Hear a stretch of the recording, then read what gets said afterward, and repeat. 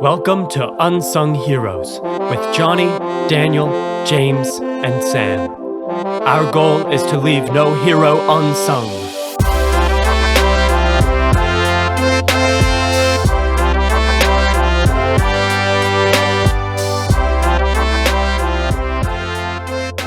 Welcome to the Unsung Heroes podcast. I'm Johnny, and I'm here with some friends of mine. We have James. What's up, guys? We have Daniel. Howdy, partners. And we have Samuel. Hello. Daniel, you get me every time, man. Maybe we should do Daniel last. No. Samuel keeps getting overshadowed by us just cracking up. I'm here. No, because you guys said this, everyone's now going to start listening specifically for Samuel. That's true. Yeah. You're welcome. There we go. Samuel. Shout out to Samuel. Oh, thanks, guys. The real unsung hero right now. So today we're going to talk about Samuel Hurd. What if we did like songs for each person in the Unsung Heroes podcast? Wow. Yeah. I mean, that would be a little vain, but we could do it. Just a little bit. Man, we could go so meta with that. Like, oh gosh. Anyway, today we'll be talking about Nellie Bly, and it's actually going to be me talking about her. So, Ooh. There we yes, go. hold your applause for the end. So Nellie Bly was an investigative journalist, and she's actually pretty well known. A lot of you guys listening out there might have heard about her, heard of some of the things she did. She really pioneered the whole investigative journalism as a thing, and she did some pretty crazy stuff, which is kind of a pun. So stick around to hear why. Oh, no. There we Oh, go. no. I think I've heard her name before, but all I know is that she's a crazy journalist. So I'm excited to actually hear about the things that she's done. Yeah. Well, that's the thing. A lot of people have heard of her and may have heard of a couple things she did, one or two things specifically, but she did a lot of different things. So that's why I kind of wanted to talk about her because, people who might have heard of her might not know everything. So I want to go through some of that. And she has a pretty crazy story, so I think it'll be pretty cool. Yeah. I'm excited to hear it. Yeah, I mean, it's kind of interesting because investigative journalism, as it is today, a lot of journalists know about her because of what things that she did. But at the time that she did them, they were kind of unheard of, like doing certain things to investigate injustice or investigate certain systems, like actually going into it to investigate just to expose it had never really been done before her. So it's... yeah, pretty crazy. I'm interested to hear you guys, like what you guys think about investigative journalism just in general. Like, do you think it's like too invasive or is it like It almost a good has thing? become almost the prime standard of what journalists aspire to now. I mean, I feel like good journalism is now compared to this notion of finding out some huge injustice or something wrong that's going on and bringing it out before the public. I feel like that's almost the norm, even. That's true, but that also can sometimes lead to, if there isn't a lot of news to report about, then they kind of try to search for something that might not be there. Uh-huh. Yep. Yeah. And that's how gossip magazines start. Well, that's how we get a lot of fake news. That's right. Yeah, that's right. All those tabloids in the gas station are now like just ruined by that statement. We got them, boys. So, without any further ado, I'll go ahead and get into her life because there's a lot to go over and I don't want to go too long. So I'll go ahead and get into it. So Nellie Bly is actually a pseudonym. It's not her real name. It was her journalism name, her pen name. Her real name, she was born Elizabeth Cochran, and she got married, and so her name changed to Elizabeth Cochran Seaman. Seaman spelled Seaman. So When did she get married? that was later. She was in her 30s when she got married. So Okay. yeah. So she was born 1864. So near the middle part of the 1800s. So she was born to Michael Cochran, who owned Cochran Mill in Pennsylvania. So he was actually a pretty wealthy guy. So he had a lot of land in Pennsylvania. And he had 2 marriages, and between the 2, he had 15 children. Oh, wow. Wow. And Nellie Bly was from the second marriage. He had 10 children with his first marriage and 5 with his second marriage, and she was one of the 5. Wow. Yeah, so Still had less children than Dicey Langston Dicey did. Langston, yeah, I know. Didn't break Dicey Langston's record. Yeah, but still keeping that record. yeah. We still have the record. Yeah. Yeah, so her father had a lot of money, but because of like all of this family and stuff, it didn't exactly trickle down very well. So she started going to boarding school when she was 6, but then her father died and they ran out of money. So she wasn't able to keep going to boarding school. She had to come back home and be with her mother.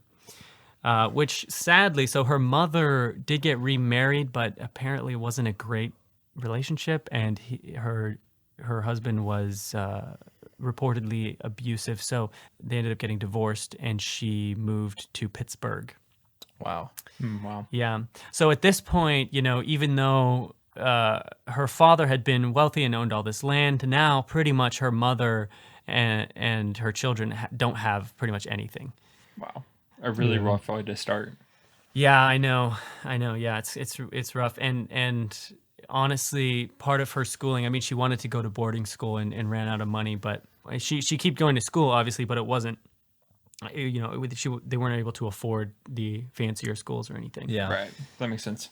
And she kind of got to witness her mother struggle as a working class woman and kind of as a single woman at this point, which kind of inspired her in this next portion of her life. So she's in Pittsburgh. So there's this newspaper in Pittsburgh called the Pittsburgh Dispatch. And so around this time, Nellie is 19 or 20. And she reads an article in the newspaper in the Pittsburgh Dispatch. And so this is what had happened. So previously, there was an anonymous reader of this newspaper who had written a letter to the newspaper writers or the editors. It was an anonymous letter. He was just called The Anxious Father. And he wrote to the newspaper asking for advice on what to do about his daughters. He had 5 daughters who were all unmarried, and he was worried about them. What do I do with all these unmarried daughters? That sounds Yeah. like a Pride and Prejudice or Jane Austen novel. Yeah. Yeah, pretty much. And it's possible that this whole idea of the anxious father writing about his unmarried daughters was kind of made up by the newspaper just so they could write about it. We should make up unsung heroes. Wait, you're telling me that defeats the newspapers purpose. sometimes lie about things? Wait, Whoa. Wait a minute. Man. Yeah, I know, right? It's crazy. So because of this guy, the anxious father who had written about his unmarried daughters, he was saying, what do I do with them? I'm worried that they won't be able to, take care of themselves and all this stuff. So a columnist for the Pittsburgh Dispatch decided to write a piece about this, kind of an answer to this anonymous writer, titled, What Girls Are Good For. And you can imagine, you can imagine. This guy's name was Erasmus Wilson. Erasmus don't do it, man. Yeah. Turn back now, more man. like Erasmus Singleton. What? That makes no sense. It's a horrible joke. I tried. Johnny, please just keep going. Yeah, sorry, I'll just keep going. Yeah. So the columnist writes back in a column titled What Girls Are Good For. He pretty much says that women should not be in the workforce and that they are really only good for keeping the home and having children. Why should she be a slave? Why should she Yeah, resign herself to right. menial housework, man? Yeah, it rings a bell. That's just ridiculous. So something else he wrote, which this is just very deplorable. He, at the time of this writing, right in the this was kind of near the later part of the 1800s, China had a policy that allowed for the killing of female infants because females were less desired than sons. So China kind of had this policy of that. And so this columnist, he kind of quote unquote jokingly was like, maybe in America it'd be better for us to adopt China's policy instead of allowing all these women to be in the workforce. And so that was Yikes. Yeah, that was really Did you say rough. this was published? Yeah, it was published in the Pittsburgh Dispatch. Yeah, it was one of their columnists. Yeah, Is the Pittsburgh Dispatch still around? I actually don't know. I mean, I haven't heard of it in recent. Because you're about to get a real angry letter in the news. Well, well, they got a lot of angry letters because of this columnist. Yeah, I'm sure. At the time, Sounds like a really nice guy, the kind of guy you want at parties and stuff, you know? Yeah, I feel like with today's day and age, with all the like tweets and going back like decades and seeing what people have said over the years, like I feel like this is just an extreme version of that. Right, yeah. pretty much. Yeah. We're gonna shut down the Pittsburgh Dispatch. Oh, Pittsburgh Dispatch, you think you can talk about this issue? Well, 200 years ago, you had a call. Yeah. So, well, they did get a lot of angry letters. One of them was by Nellie. She wrote to them because of this columnist.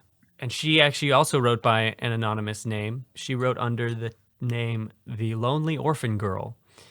Dude, these all sound like extras you would have in a script, you know? Yeah. Anxious father. Hi, I'm Lonely Johnny, orphan. and I'll be reading for Anxious Father. Seriously. Yeah. Yeah, so she writes back, right? And which it is kind of interesting because there were a lot of people who wrote, you know, a lot of women in the area who were riled up because of this columnist and all wrote to the newspaper. But Nellie's caught the eye of the editor because, I mean, what the editor kind of said, his name was George Madden. He reads her letter and is impressed with her ferocity and her passion in her response. So she writes a letter about the value of women. And what she says is she wants to talk about the value of women who that don't have talent, don't have beauty, and don't have money. You know, because those were the things that they just kind of assigned women value. If you don't have any of those things, you're not really a worthy, valuable human being. So, but she was saying, no, what is the value of women who don't have these things anyway? And she talks about how people don't understand how hard and unfair it is for working class women, especially kind of lower class women. And a lot of this comes from her witnessing firsthand with her mother, their struggles in Pittsburgh. Yeah. Wow. Man, so do you think that this column was like clickbait, basically? Or they were just trying to get a reaction from They're just people? Or trolling did this really people. reflect a common sentiment, you think, in the general population? So honestly, I believe that there was a very strong sentiment of women shouldn't really be in the workforce. At least, so some things Nellie writes about in her response kind of shed light on this.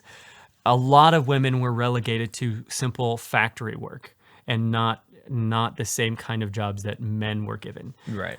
What year is this again, or what time period? This would be in the 1880s. Okay, and I feel like wasn't it maybe World War I or whatever, where as all the men went fighting, women really like cemented themselves as a workforce. That's a time of suffrage as well. Yeah, which I mean is still farther down the road from this. And at this time, what she writes about is talking mainly about how society didn't think women were as valuable as men. And that's why she wrote this on the value of women. They can only really do factory work and not actual other, not actual men's jobs, quote unquote.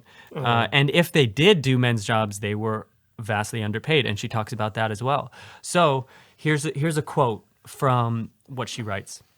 She says, "If girls were boys, quickly it would be said, start them where they will. They can, if ambitious, win a name and fortune. How many wealthy and great men could be pointed out who started in the depths? But where are the many women? Let a youth start as an errand boy and he will work his way up until he is one of the firm. Girls are just as smart, a great deal quicker to learn. Why then can they not do the same? As all occupations for women are filled, why not start some new ones?" So she's pretty much saying society thinks boys can make a name for themselves in business, Right. but they don't think women can. Right. And so she's saying, why not? Women are just as smart, just as, talented. they can learn, they can do everything. She even talks about, in a lot of cases, women have jobs where a boy would be paid more for it, but they underpay the girls just because they're less valuable, even if they're doing better work. All this types of stuff. And she argues that, having better job equality and income equality would be not only better for the women, but better for society as a whole. If they started actually, because she's saying women are more talented than just this factory work. If we started implementing them in other parts of our businesses would actually do better. It'd be better for society. Right. So more like a meritocracy. Like let's get the best of the best, regardless of their gender. Right. So it's like, hey, if you have somebody who's skilled, use them. Right. But I guess it's hard. I mean, it's important to remember. I think for the tumultuous change that was going on in society, I think, because of how arduous physically a lot of typically male labor was. As jobs change with technology, I think people often weren't ready for the fact that physical strength isn't just the only factor anymore, right? Yeah. So, before, like, the men would work the fields more and the women would obviously help care for the home because that made sense with being economic with your time and efficiency and energy. But now that, the society's changing so rapidly, there are so many jobs that are not necessarily benefited by simply having the more physicality of a male, for example. So yeah, it was much more about mental capacity rather than physical. Right. I think she makes a good point that's obviously something that women have just as much as men do. So why not utilize that? Right. So, yeah. Right. Exactly. That's a really good point. Well, and as we'll see, it's kind of ironic about the physicality because a lot of times physical labor was relegated to women at this time. Yeah, like the mundane factory jobs. Yeah. Which seems very backwards.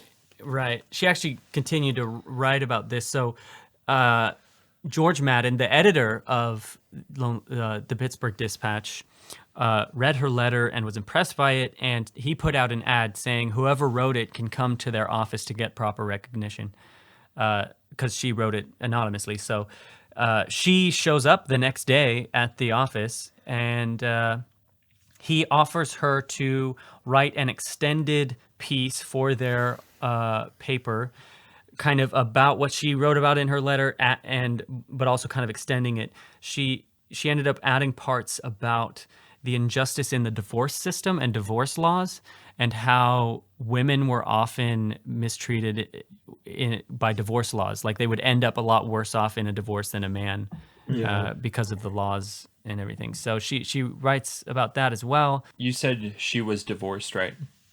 No, her mom. Her mom. Okay, so I guess she would have seen this firsthand. Yeah. Yeah, okay. Exactly. Again, yeah, she's taking this from her experiences and her mother as well. Okay. At this point, she's 21. Okay, I got you. Or actually, no, sorry, she's 20 at this point. She's 20 years old and unmarried. So after this one piece, she's offered a full-time job with the Pittsburgh Dispatch. And so she accepts, and most female journalists wrote under a pseudonym, so she decided to choose a pseudonym. She chose Nellie Bly. It was actually a song title of like a popular song at the time, but it was spelled different. It was spelled Nellybly. The song was, but then when she told her boss, "Hey, I want to be known as Nellie Bly," he misspelled it when he published the article. Oopsie. So, yeah. But she just stuck with it, and people ran with it, and she didn't care that much about that. So, and she was known as Nellie Bly with an IE.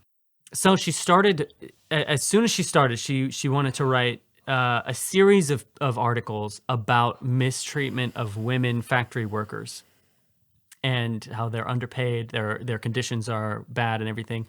And so she started to do a little bit of investigative journalism.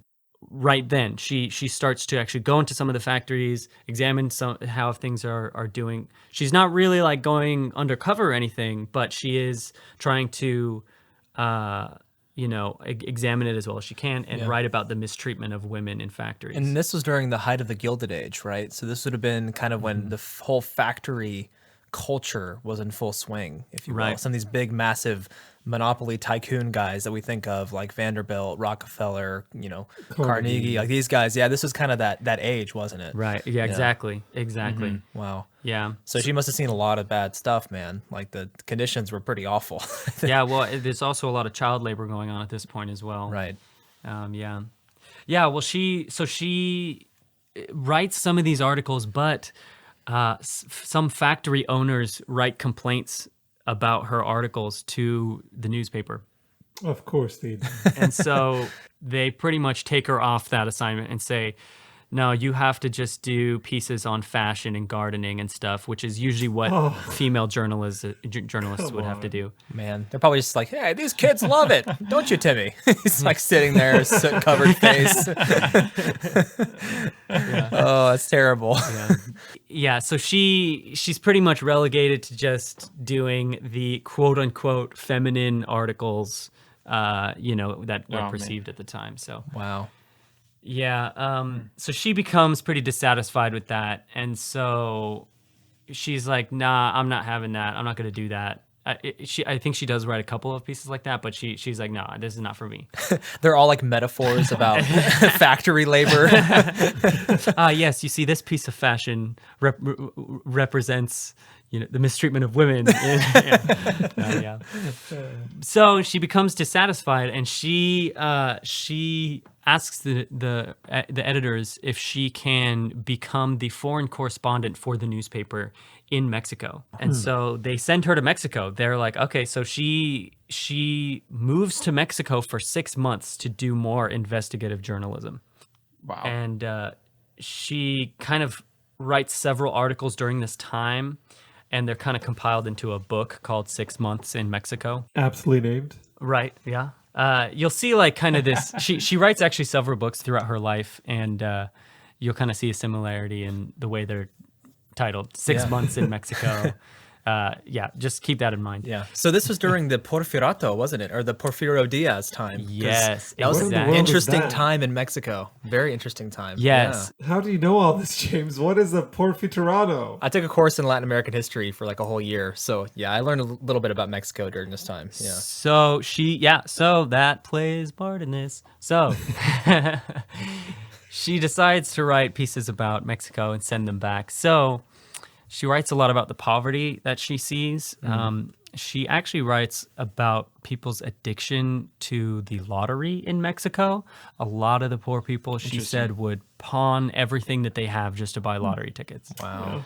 And also about tobacco use and marijuana use in Mexico, which is actually one of the first reports on marijuana use in that region. Interesting. Kind of in history, so that's kind of interesting. But what ends up happening is a local journalist in Mexico is imprisoned by Porfirio Diaz. So as James mentioned, Porfirio Diaz is here in Mexico. He is pretty much the dictator of Mexico. Yeah, he ran on no re-election and then got reelected like a bunch of times. So Right. he's one of those guys, Yeah, and he pretty much he pretty much becomes a dictator, and so Nellie notices that he's silencing the press and is controlling propaganda and trying to do all this stuff. He imprisons a local journalist. So she writes a report about this saying,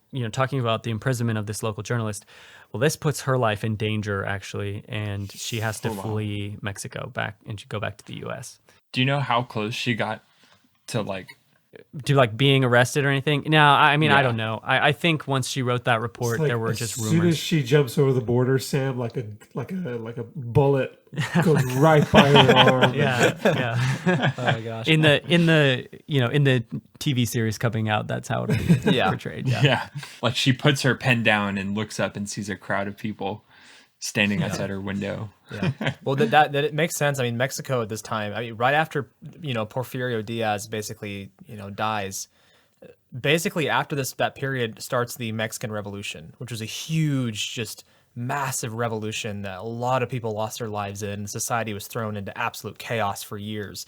And there was tons of stuff bubbling up because of the way Porfirio Diaz would repress, people who disagreed with him and take out any dissidents at all. So this kind of makes sense in line with what she was doing there. So I would imagine people are still feeling the repercussions of that.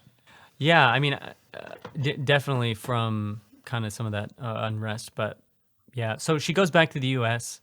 and she ends up from the U.S. writing more pieces about Porfirio Diaz, kind of criticizing his dictatorship and everything. But she goes back to Pittsburgh, back to the Pittsburgh Dispatch, and they again relegate her to, covering the arts and fashion and whatever, and she doesn't want to do that.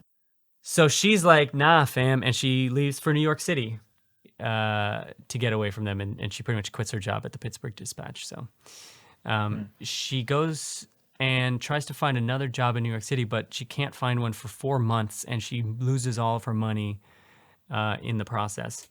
Man. But eventually she talks her way into a job with another newspaper in New York called the New York World. This is where she really takes on kind of more of her potential as an investigative journalist, because the Pittsburgh Dispatch was kind of holding her back. But now the New York World, she feels more ready to actually do some real stuff. So I want more pictures of Spider-Man. Right, in New York. Yeah, so pretty soon she takes on the assignment that she's most well known for. Well, one of two assignments that she's most well known for. And that is her report on the women's lunatic asylum in New York City. So she is assigned by this newspaper to go undercover in the women's lunatic asylum to investigate the abuse of their patients. Oh my gosh. So she has to fake being crazy in order to be admitted into the asylum. Oh, that's wild. Yeah, so nobody but her and the New York World, the editors at the New York World, know that she's going to try this. Like, other newspapers don't know, the government doesn't know, the insane asylum doesn't know that she's trying to do a piece on the asylum. So getting admitted to an insane asylum was actually pretty difficult. I mean, relatively. I think at this time in history, it was easier than today. They didn't actually do as official of reports as like kind of we do today, but it was still, she had to be pretty convincing. So she would practice for a night. She practiced doing faces in front of a mirror to give herself kind of a crazy kind of look. And like do weird faces and stuff. This is like method acting as its finest, Imagine that being your job, like to stare at a mirror all night. I know. Yeah, and yeah. So what happened was she checked herself into a boarding house for women, so kind of like a hostel type thing for girls, which is kind of a normal like place where normal people stay. But she kept herself up all night. And went to the people who ran the boarding house and would start like telling them that she's paranoid that other people in this place are crazy, and she's saying these people are crazy. And you think I'm crazy? No, you're crazy. You're crazy. Yeah. She starts pretty much. She starts acting really paranoid. Man, that's disturbing. Wow. And she refused to sleep, so kind of it would give her this kind of glossy-eyed look. And so in the morning, eventually the people running the boarding house called the police about her because she was kind of causing a ruckus about all of this. Yeah. And so the police take her to a judge, and she keeps saying that she kind of is losing her memory. She can't remember things. She might have amnesia or something. And the judge says she might be on drugs or something. She might have been drugged. So so doctors were called to look at her, but they don't find any drugging or anything, obviously. So they label her as insane. One of the doctors said, she's positively demented, a hopeless case. Obviously, right? Yeah. Yeah. So why didn't she go into acting? I mean, if she's this good. Because there are social injustices, James. That's right. She needs to shed light on. Wow. Yeah. So the interesting thing about this is like none of the other newspapers knew that she was faking it. News kind of goes out that there's this crazy girl who came out of nowhere So other newspapers kind of report, where'd this crazy girl come from? Why? Yeah. Like, What do you mean out of nowhere? Like, did they keep tabs on all the other crazy people? Like, so she actually went by a different name. I think she went by Nellie Brown, which is kind of similar to her pen name. But it's like they have the two names on paper next to each other. They're like, no, it can't be. No. well, see, that's the thing. Like a person nobody's heard of, and they're causing a Yeah. ruckus that there hasn't been a ruckus there before. That kind of thing. So, Well, I'm sure the newspaper would have not even been considering this. Like, this wouldn't have been a consideration to them that somebody would go this far into investigating this. right. You know what I That's mean? the other thing, right? Because no one had done this type of thing before, so Right, they wouldn't exactly. think that this was a journalist. Yeah. Yeah. So, I mean, in terms of a cover, that was probably as good as it gets. Right, exactly. I mean, maybe today people would point to that at first, but I mean, like, I know it'd probably be terrifying. Imagine admitting yourself to an insane asylum and having to act the part as well. I mean, that takes a lot of bravery. It really does. Yeah, imagine faking your way into Shutter Island. Like, I wouldn't do that. Like, nope. yeah. Not only that, I mean, it's bravery because she's wanting to report on abuse in this insane asylum, so she's going into something that she kind of thinks might be a bad situation. Yeah. Oh yeah. So to do a little plug really quick, there was a TED Talk I watched maybe like a year or two ago about a guy who was trying to escape a prison sentence. And so in order to do that, he decided he would pretend, kind of like Nellie, that he was crazy so that he could be admitted into an insane asylum. And he ended up doing that, but his sentence was like 3 or 4 times longer than if he had just taken the regular prison sentence. Oh, because nobody believed him when he said he wasn't crazy, and then he just faked it. Yeah, right. Wow. Yikes. So I'm just like the amount of risk involved. I don't think people initially think about that. As you'll see, Samuel, that's a motif that happens in a lot of insane asylums. If you as we keep going here with Nellie Bly. Interesting. Right. So she's inspected by these doctors who deem her insane. So she's admitted into the insane asylum. But once she's admitted, she stops acting insane and she began to act normally, kind of as she normally would. But kind of as you said, Sam, the staff didn't notice that she was no longer insane, and she actually started to report that the normal actions she would do were symptoms of her insanity.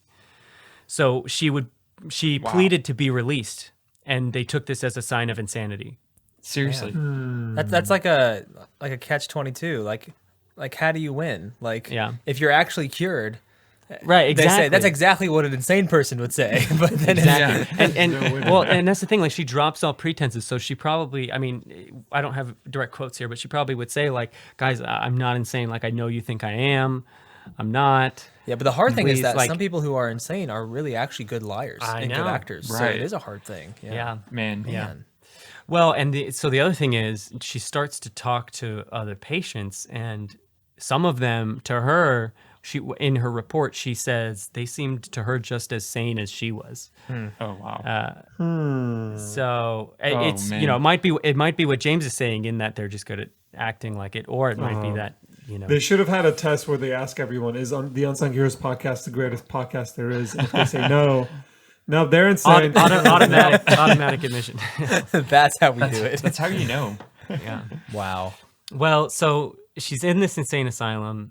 So she starts to report some of their conditions. So obviously, while she's in there, she's not able to like report back or anything. Only after the fact that she was able to report this. But apparently, the nurses would abuse the patients, constantly yelling at them to shut up or beating them if they wouldn't. The food, she said, they were served spoiled beef. And their drinking water was often dirty and not safe for drinking.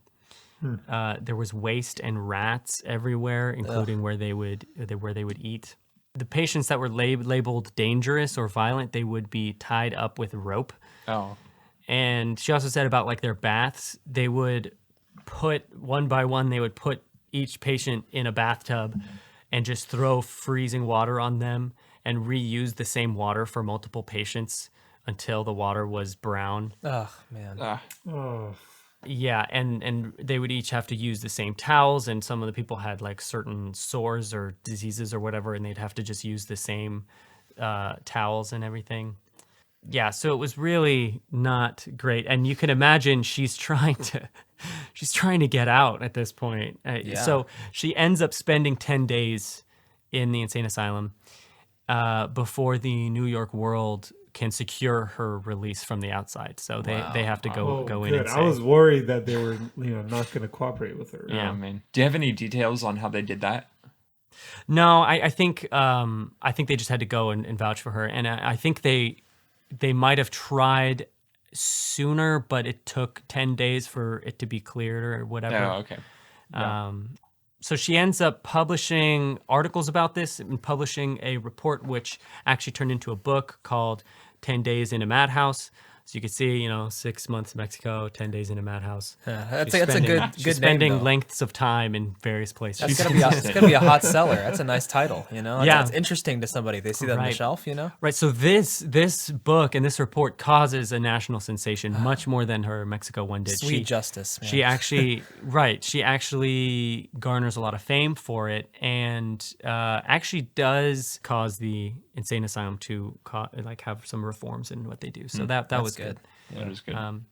Good job, Nellie. Yeah, good job, Yeah, Nellie. yeah, it was good. But she wasn't done there. She came out of there, and she wanted to keep doing some investigative journalism. But she kind of moved on to a different topic here. So, just a little background information. So, all of this is happening in the 1880s. Well, back in 1872, about 15 years previously or so, the novel Around the World in 80 Days was published by Jules Verne. I just rewatched the movie with Jackie Chan. Yeah, that's the one. By Jules Verne, a French novelist. And that was a very popular novel. And so Nellie Bly suggested to her editor that she attempt the journey in less time. No way. Yeah. It's like a great one-up contest right there. Yeah. So in the book, right, the main character's name is Phileas Fogg. Yeah. He makes it in 80 days around the world, and it kind of the book tells you kind of the places that he goes. And so she's saying, I can do it in 75 days. That was her goal. Well, she should make sure to avoid Arnold Schwarzenegger, the Ottoman Sultan. And it's a reference to the movie. I need to stop I on felt that like movie, it. so. Yeah. Yeah. She'll need to take Jackie Chan. It's not in the book. It's in the As a movie. resident Turk, I was just really thrown off by why the strongest man in the world, who's from Austria, was depicted as this Ottoman Sultan. It's neither here nor there. You just got to go with it. Turkish representation in Hollywood is not that great. Whatever, blah, blah, blah. Yeah, well, also in the book, Phileas Fogg's sidekick is a Frenchman. And in the movie, it's Jackie Chan. So, I mean, that's fine. Don't worry about that. Anyway, so in 1889, she sets out on this expedition. She sets out on the Augusta Victoria, which is a ship that was crossing the Atlantic. She starts in New York. Actually, she starts in New Jersey, out of one of their ports. She leaves in the Augusta Victoria, headed across the Atlantic, heading to England. And she took with her a dress and a coat, a bag of toiletries, extra underwear, and some money, and some a couple of cups and some eyewear things and things like that. So she only had pretty much one set of clothes, one dress. She didn't take an extra outfit, and she kept 200 pounds of English currency in banknotes and gold in a bag tied around her neck. So she pretty much is carrying like a small bag and the things that she's wearing, and that's it. So she heads across the Atlantic. Now, interestingly, this whole journey is sponsored by the New York World. Squarespace. Yeah. No. It's all paid for, and it's all kind of this it's almost a publicity stunt type thing for the New York World, because her plan is to be reporting on her journey back to the New York World, and when she gets back, writing a report and kind of garner this national acclaim of like, oh, you've heard of the book Around the World in 80 Days. Well, we've got this girl here who did it in 75. Why do you talk like a game show host? I don't know. They're all a bunch of George Baileys.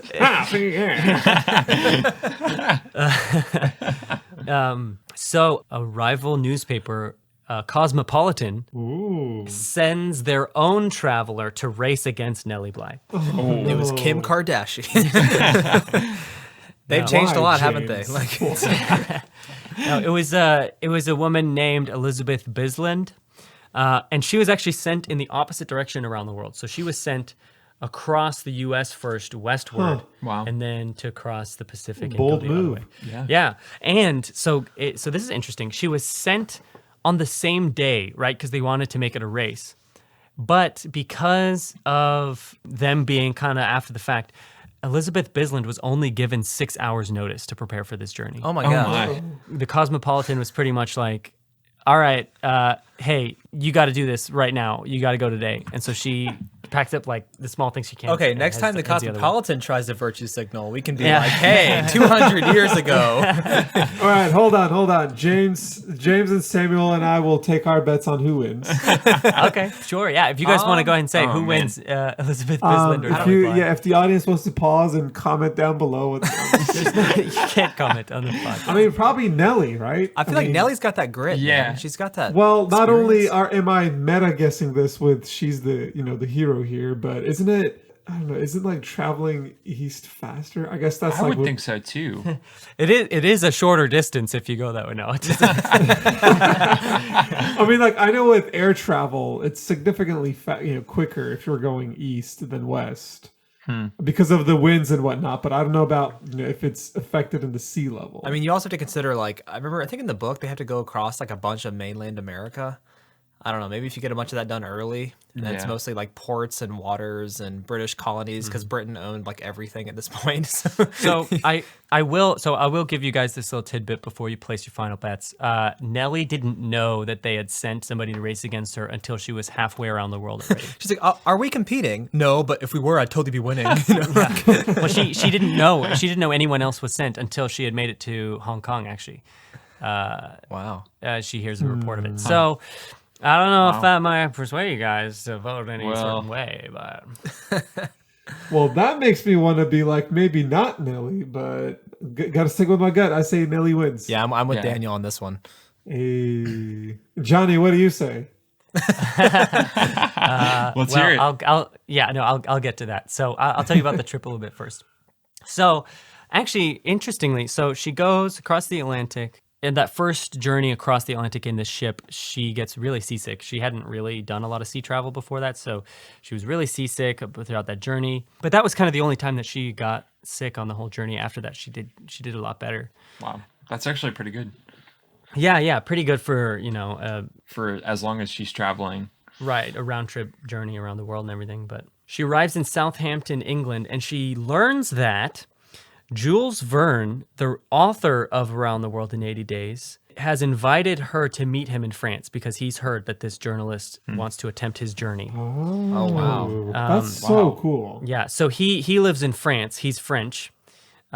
He lives in Amiens, France. That's it. Yeah. Ambiance. So she arrives in England and she quickly has to plan a detour to France, which wasn't part of her original plan. But Oh. So is he trying to sabotage her so she doesn't? he's like, I've bet a lot of money on Elizabeth Bisland. Dang. Yeah, no, he really just wants to meet her from what I have read. Yeah. So she actually has to stay up for 2 nights in order to make this happen. Oh wow. In order to make this detour happen. So she goes there. Jules Verne meets her at the station and talks to her through a translator, and they have a wonderful time together for a short while. Actually, Jules Verne and his wife both come to meet her. He tells her that the inspiration for the novel he wrote actually came from a newspaper article. And so it kind of comes for full circle now. She's writing a newspaper article inspired by the book. So that was I like this. Oh. So, yeah. wow, a cycle. Yeah. So after that quick detour, she keeps going. I'll just kind of give this brief pinpointing of where she went. From France, she goes to Italy, and then she crosses the Mediterranean into Egypt, and then she goes across the Red Sea to Yemen, over to Sri Lanka. Most of this is on boats at this point. Then to Penang in Malaysia, then to Singapore, then to Hong Kong. So it's in Hong Kong where some of the people there had actually heard that she was making this trip, some people in the stations, and told her that Elizabeth Bisland had just been there a few days ago, going the opposite direction, obviously. At this point. Okay. And so that's where she first hears about this, but she says she's not there to race anybody. All she's racing is against time. She's not trying to race against Elizabeth Bisland. Then her speed increased twofold. Yeah, right. That would be me. I'd be like, yeah, I'm not racing that. Okay, fine. And I just start going. Yeah, so from Hong Kong, she goes over to Japan through Yokohama and Tokyo, and then she makes the longest sea journey across the Pacific, lands in San Francisco, and she's actually at this point 2 days behind schedule when she lands in San Francisco. Because of Jules Verne, man. Yep. Oh, Man. What- Ironic. What ends up happening is the New York World charters a private one-car train just to bring her back across the U.S. Nice. To get her back in time. A little rigged, but Let me guess, the Cosmopolitan didn't do that. Those jerks. So she arrives back in New York after 72 days. Wow. And Bisland arrives 4 days later. Oh, no. Man. Get wrecked, a Samuel. wizard arrives when she means to. Whatever that quote is. Just because of the private cart. Right. Oh, now Cheating. Samuel's getting all salty It's now. just Like, cheating. you guys just won because of the No, private Nah, car. Sam, you should have bet correctly. Team I'm Bisland sorry. forever. I'll always support you, Bisland. You don't even know anything about this. Well, I will. She's my next unsung hero. Watch right. next episode. Elizabeth Bisland. So Nellie Bly wins the quote-unquote race and garners a lot of attention for this. Although, at this point, she actually had the world record for a shortest trip around the world. But, it was only a few months until other people attempted the same and did it in shorter amount of time. I feel like if an amateur can do it, I mean, no offense, of course, but if like a newbie can do it their first time, I'm guessing technology and travel at this point got to a point where people could do that pretty regularly now. And after this, I mean, by the early 1900s, travel was, rapidly expanding. And so... And I guess the farthest she had ever traveled was Mexico. Yeah, but before this, she hadn't traveled that much. So that, I guess in a sense she was kind of an amateur, hadn't gone to too far of a distance. I guess not overseas at all. But she still doesn't stop there. So she keeps writing for the New York World for a little while. A few years later, 1895, she marries Robert Seaman, who was a millionaire actually. He was a very successful American manufacturer, had this manufacturing company called Ironclad Manufacturing. They made milk cans and various other like metallic cans and things like that. When they got married, she was 31 years old. Do you guys want to guess how old he was? 52. Little older. 63. He was 73. Oh my. Wow. Yeah. I mean, if that is not, that's, oh, I don't know what. I don't know where you're going with that, Daniel. nerd for the money. Yeah. Well, so he kind of has declining health, so she actually has to stop doing journalism to help take care of him and to help run the business, Ironclad Manufacturing. Oh, wow. She seemed to take on some good responsibility there. Yeah. Well, so she actually, while she's doing this, she's credited with a couple of inventions. No way. Flashback to Antonio Mieci. So she actually has 2 patents under her name for this kind of milk can thing and this other type of garbage can that can be stacked on top of, one another. She has these patents under her name, and she actually, some people think that she has other patents that weren't under her name, but that she really invented. But that's kind of all, rumors. But there were actually several things that she had invented, which is pretty interesting, actually, at this point in her life, after doing all of this journalism and traveling and everything, that she started doing something completely different from all of that. Yeah. Once again, we see heroes are venturing into a bunch of different fields. Yeah, so her husband, Robert Seaman, he dies in 1904. And she actually runs the business for a little while after that. But it ends up going bankrupt because one of the managers was embezzling money. Oh. So it's kind of... Oh, no. Yeah, kind of sucks. Thanks, bro. Found the moral of the story.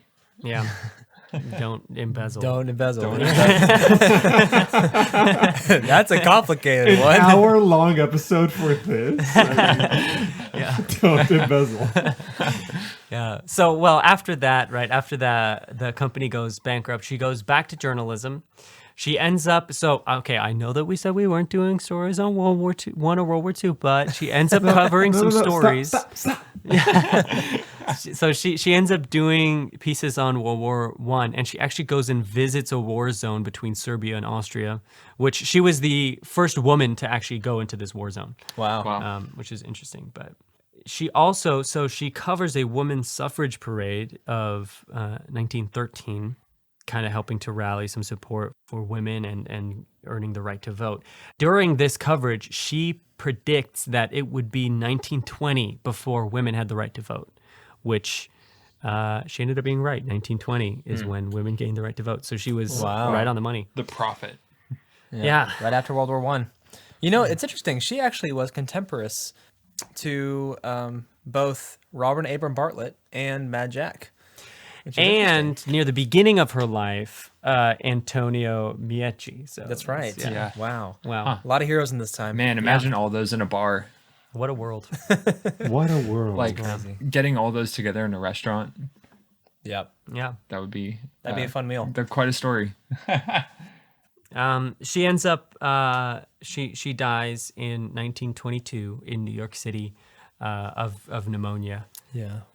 So she was at this point 57, 58. I think 57. So pretty young.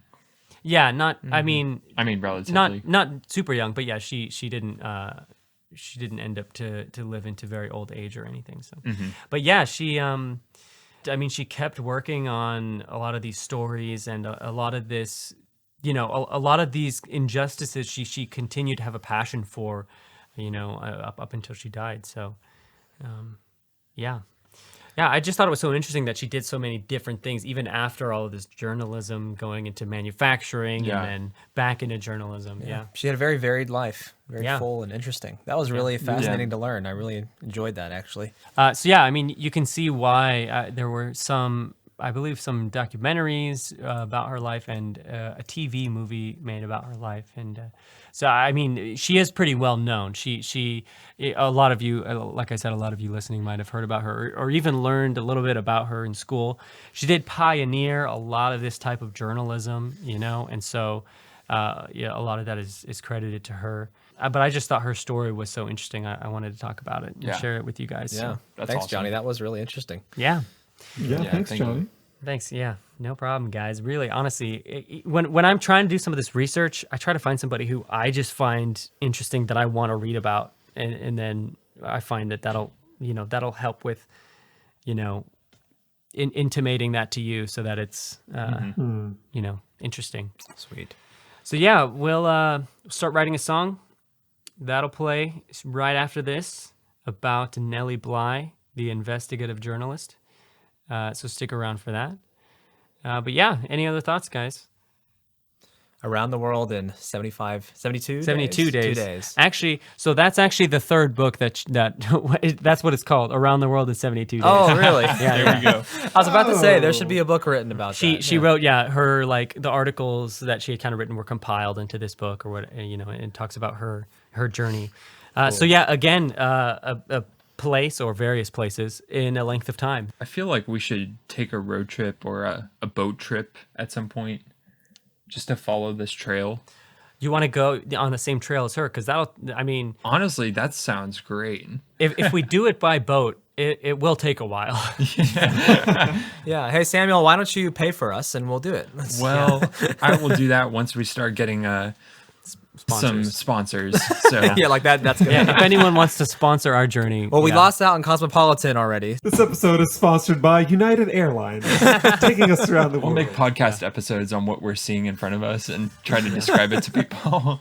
Yeah. Well, apparently the fastest trip around the world is in 2005. A guy named Steve Fawcett did it just by flying in 67 hours. Man. That's just like circumnavigation more than... Yeah. How times have changed. Wow. Man. That's crazy. Around the world in 72 hours. Okay. All right. It was less than that, Sam. Yeah, it was already less than that, Sam. I was just trying to do a parallel. I see what you were judge. going for, but yeah. I'm just paralleling it. It is impressive when you think about Nellie Bly. She did it on boats and trains the whole way. So yeah, that is pretty, yeah.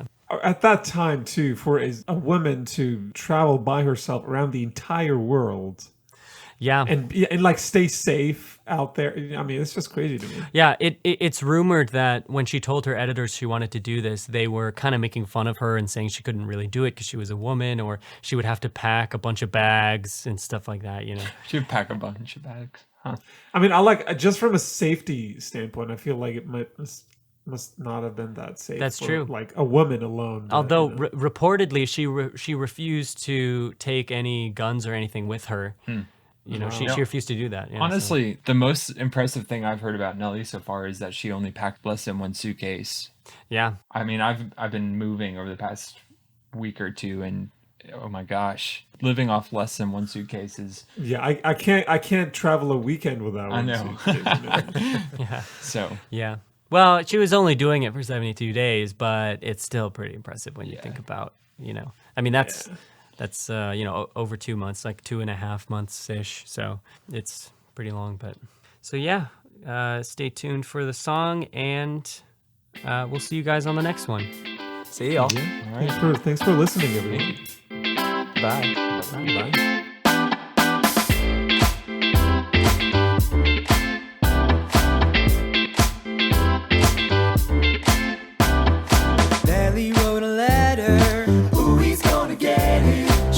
Up to the top, Pittsburgh Dispatch now. She's moving out of state, cause she's acting all insane.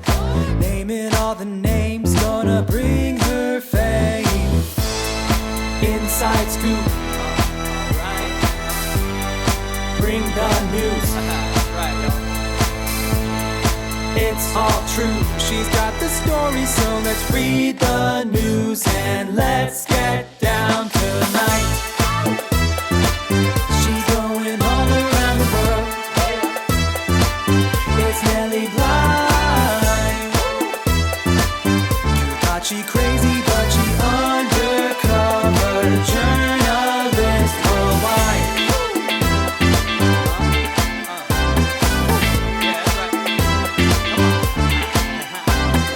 Thought there was a record, no one's gonna beat it. Is 80 days enough? Nellie's gotta try now. Cosmo took the bait, now it's turned into a race. 72 days, you will be amazed. Inside scoop, bring the news. It's all true, she's got the story, so let's read the news and let's